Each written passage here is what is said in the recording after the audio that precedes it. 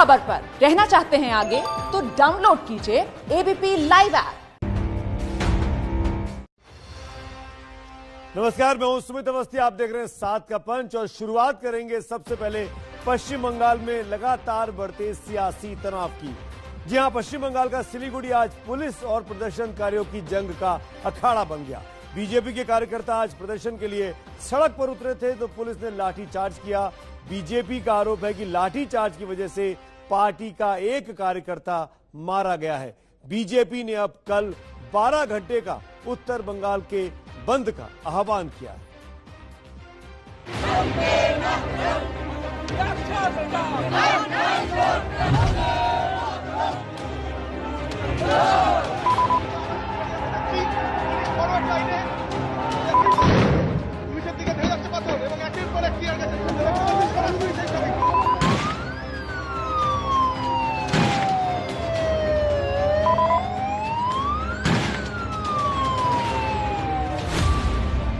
ये तस्वीरें बता रही हैं कि बंगाल में बीजेपी टीएमसी को कड़ी चुनौती दे रही है। ये बंगाल में बीजेपी की ममता के खिलाफ हुंकार है, जिसे दबाने के लिए दीदी की पूरी पुलिस की टीम सड़कों पर उतरी नजर आ रही है।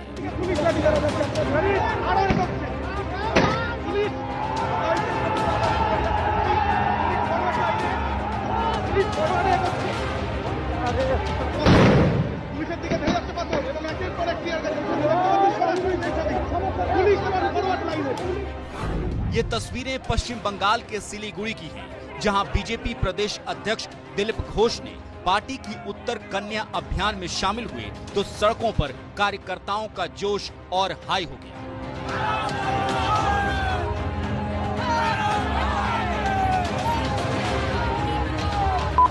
चप्पे चप्पे पर तैनात पुलिस ने बीजेपी कार्यकर्ताओं को रोकने की कोशिश की, लेकिन यहां पुलिस के साथ रस्साकशी हुई।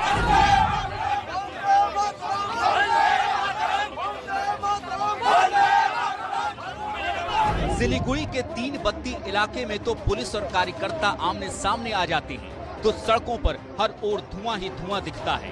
पुलिस आंसू गैस के गोले छोड़ती है।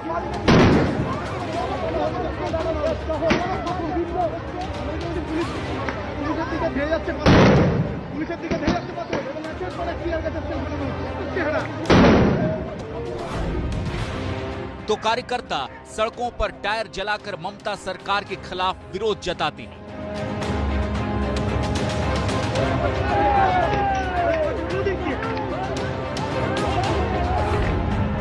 पूरे दिन सिलीगुड़ी की सड़कों पर ऐसा ही संग्राम दिखा, जहां एक ओर बीजेपी के कार्यकर्ता तो दूसरी तरफ राज्य पुलिस और आरएएफ के जवान थे।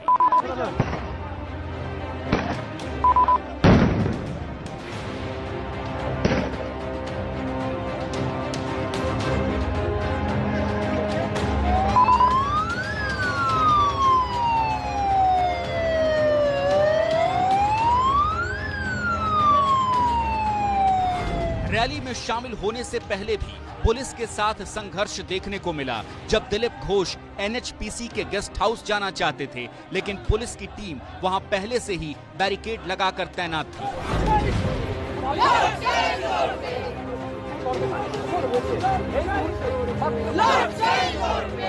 इसके बाद यहीं से दिलीप घोष सड़कों पर उतरे और कार्यकर्ताओं के साथ रैली की शुरुआत कर दी।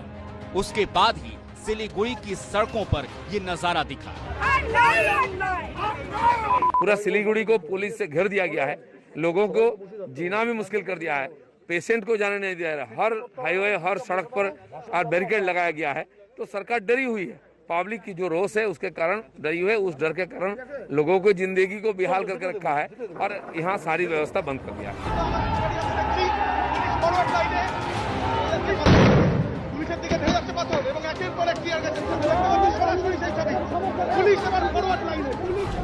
ममता के खिलाफ बीजेपी के इस हुंकार में दिलीप घोष अकेले नहीं थे, बल्कि दूसरे इलाकों में कैलाश विजयवर्गीय और तेजस्वी सूर्या ने भी भीड़ की अगुवाई की।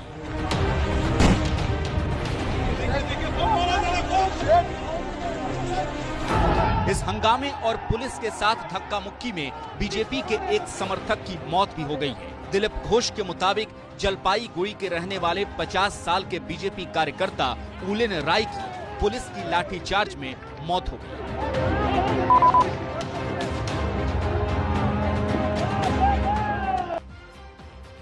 पश्चिम बंगाल में विधानसभा चुनाव अभी भी 5 महीने दूर है, लेकिन अभी से तनाव लगातार बढ़ता जा रहा है। इस वक्त एक बड़ी खबर आ रही है। सिलीगुड़ी में ही उत्तर कन्या अभियान में शामिल बीजेपी के नेता और वहां के प्रभारी कैलाश विजयवर्गीय की एक कार पर हमला हुआ है। सिलीगुड़ी के फुलबाड़ी इलाके में बीजेपी उत्तर कन्या रैली निकाल रही थी। कैलाश विजयवर्गीय का आरोप है कि उनकी कार पर बम फेंका गया। टीएमसी और बीजेपी के बीच लगातार हिंसक घटनाओं की खबरें लगातार मिल रही है पश्चिम बंगाल से। ये घटना भी सिलीगुड़ी की है, जहां पे कैलाश विजयवर्गीय आज एक कार्यक्रम में थे। आरोप है उनकी तरफ से लगाया गया कि उनकी कार पर बम फेंका गया है। आगे बढ़ते बात करते हैं। देश की राजधानी दिल्ली में आज एक बड़े आतंकी हमले की साजिश को नाकाम कर दिया गया है। दिल्ली पुलिस की स्पेशल सेल ने 5 आतंकियों को पकड़ा है। शकरपुर इलाके में कार से आतंकी भाग रहे थे। पुलिस ने रोका तो उन्होंने फायरिंग की। बाद में 5 आतंकियों को जिंदा पकड़ लिया गया। इन आतंकियों में 2 पंजाब के हैं और 3 कश्मीर के बताए जा रहे हैं।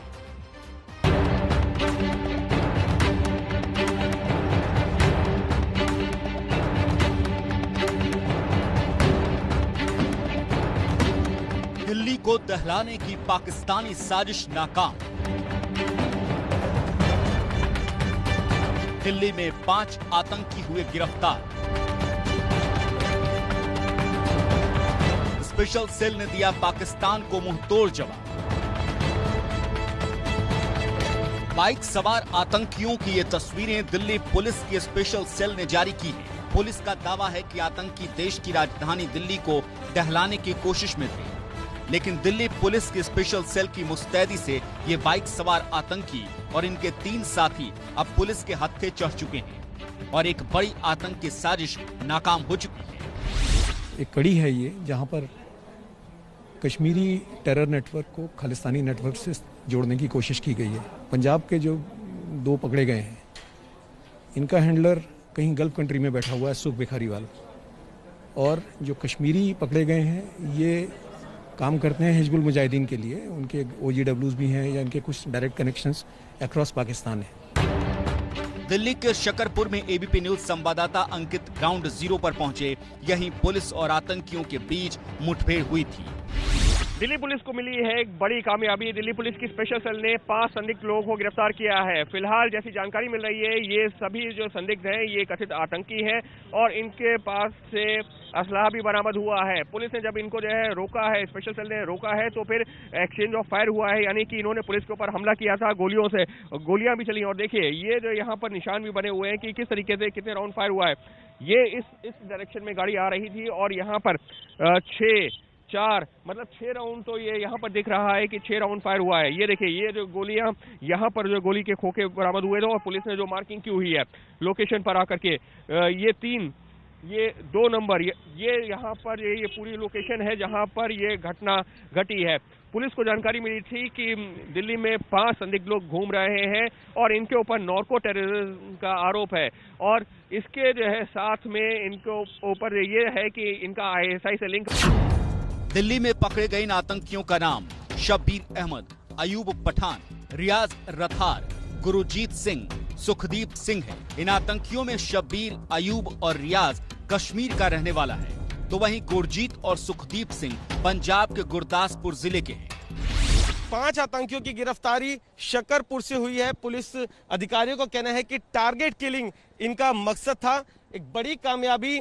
जो कश्मीर के जो आतंकी है इनका हिजबुल से कनेक्शन है, जिनको पाकिस्तान से ISI से संपर्क में थे और वहीं से उनको फंडिंग होती थी, वहीं से इनको निर्देश मिलते थे। वही जो ये खालिस्तान के जो 2 आतंकी है इनको गल्फ कंट्री से इंस्ट्रक्शंस मिल रही थी। राजधानी दिल्ली पहुंचे थे, टारगेट किलिंग के मकसद से जिसके बाद एक स्पेसिफिक इंफॉर्मेशन के बाद दिल्ली पुलिस की स्पेशल सेल ने शकरपुर इलाके में एक मुठभेड़ के बाद इन 5 आतंकियों को गिरफ्तार कर लिया। पुलिस इनसे पूछताछ कर रही है और पता लगा रही है कि आगे इनका क्या मकसद था, कौन कौन लोग इनके टारगेट पे थे। एक बड़ा आंदोलन भी दिल्ली के अंदर चल रहा है, तो क्या कहीं उस आंदोलन में किसी तरह की गड़बड़ी फैलाना तो इनका मकसद नहीं था। ऐसे कई सवाल हैं जो इस समय इनकी गिरफ्तारी पर खड़े हुए हैं और अब दिल्ली पुलिस की स्पेशल सेल इन 5 आतंकियों से पूछताछ कर रही है।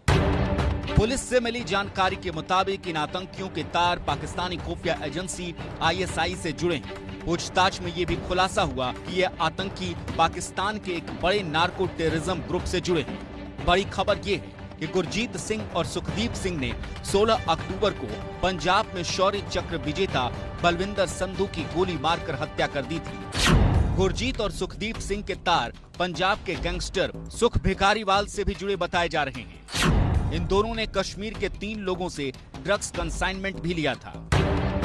स्पेशल सेल के DCP प्रमोद कुशवाहा ने बताया कि पाकिस्तान खालिस्तान मूवमेंट को एक बार फिर कश्मीर लिंक के जरिए देश में फैलाना चाहता है और इसके लिए वो गैंगस्टरों का इस्तेमाल कर रहा है। गैंगस्टरों को आतंकी बनाकर उनसे टारगेट किलिंग करवाई जाती है, जिसकी फंडिंग ड्रग्स के पैसों से होती है।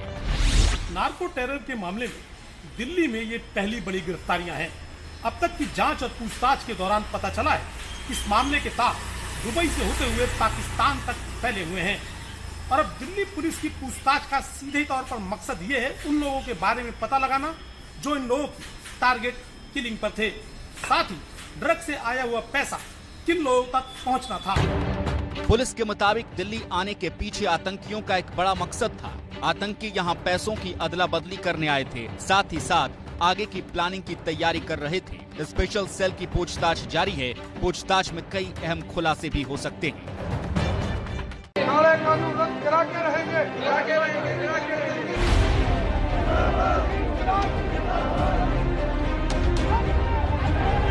8 तारीख को पूर्ण भारत बंद होगा। जम्मू कश्मीर में आतंकियों की बुलेट को लोग लगातार चुनावी बैलेट से अब जवाब दे रहे हैं।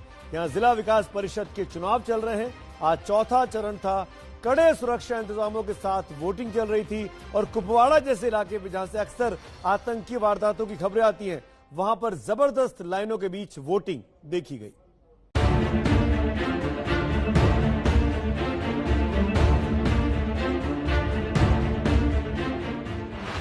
जम्मू कश्मीर में आज जिला परिषद के चुनावों के लिए चौथे दौर की वोटिंग हुई। इस दौरान सुरक्षा के कड़े बंदोबस्त किए गए थे। सुरक्षा के साथ साथ ही कोरोना से बचाव के भी पूरे इंतजाम किए गए थे। वोटिंग सेंटर पर सैनिटाइजर का इस्तेमाल और सामाजिक दूरी का पालन किया गया। कश्मीर में आज DDC चुनाव के चौथे चरण में वोट डाले जा रहे हैं और आज जम्मू कश्मीर में कुल 34 सीटों पर वोट डाले जाने हैं, जिनमें से 17 सीट कश्मीर घाटी में जबकि 17 सीट जम्मू इलाके में है। तकरीबन 2200 जो है पोलिंग बूथ्स हैं यहाँ पे, जिनमें से 1100 के करीब जो पोलिंग बूथ्स हैं वो कश्मीर घाटी में है और सभी के सभी पोलिंग बूथ अति संवेदनशील बोले गए हैं। इसीलिए सुरक्षा के काफ़ी व्यापक प्रबंध किए गए हैं और समूचे कश्मीर घाटी के 9 जिलों में जहां पे भी आज वोटिंग हो रही है वहां पे सुरक्षा के काफ़ी ज़्यादा प्रबंध किए गए हैं। वोटिंग को लेकर लोगों में खासा उत्साह देखने को मिला। लोग बड़ी संख्या में मतदान केंद्रों पर वोट डालते हुए नजर आए। आपको बता दें कि 34 सीटों पर हो रहे मतदान के लिए 1910 मतदान केंद्र बनाए गए। इसमें से 1152 को अति संवेदनशील जबकि 349 को संवेदनशील घोषित किया गया था। आज जिन जिलों में वोटिंग हुई उनमें गांधरबल, जम्मू, रामबन, किश्तवाड़, सांबा और राजौरी जैसे जिले शामिल थे जो LOC से सटे इलाके हैं। लेकिन सुरक्षा बलों की मुस्तैदी के कारण किसी तरह की गड़बड़ी की कोई खबर नहीं आई और मतदान शांतिपूर्ण तरीके से संपन्न हो गए। बिहार से राज्यसभा के लिए निर्विरोध चुने गए हैं सुशील मोदी। 13 साल तक डिप्टी CM रहने वाले सुशील मोदी का अब एक बार फिर दिल्ली ठिकाना होगा। 15 साल बाद दोबारा दिल्ली की राजनीति में सुशील मोदी ने राज्यसभा सांसद चुने जाने के बाद अब खुशी जताई है। पार्टी को धन्यवाद दिया। इस मौके पर पटना में उनके समर्थकों ने आज नारेबाजी की आज बिहार विधानसभा में, बिहार विधान परिषद में सुशील मोदी का अब आखिरी दिन है। अब वो दिल्ली की राजनीति की ओर आगे बढ़ चले।